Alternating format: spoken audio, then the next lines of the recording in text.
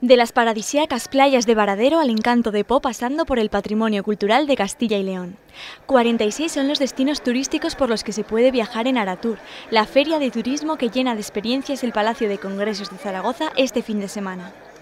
Las piedras, tejas y naturaleza de los pueblecitos de Aragón protagonizan el stand de la anfitriona.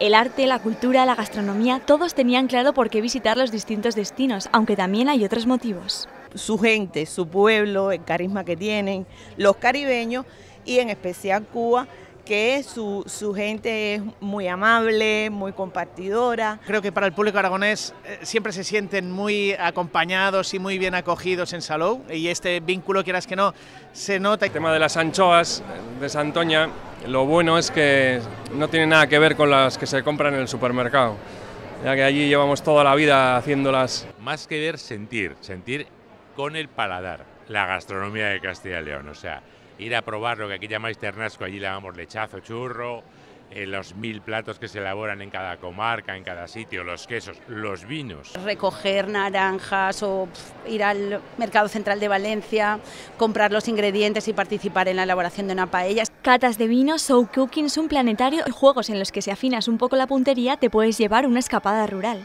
Además de información y algún que otro regalo, Aratur también acoge muchas actividades este fin de semana.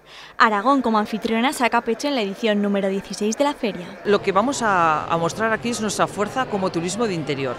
El stand está inspirado en un espacio rural, en un pueblo con encanto, y nosotros tenemos un turismo de naturaleza que tenemos que vender.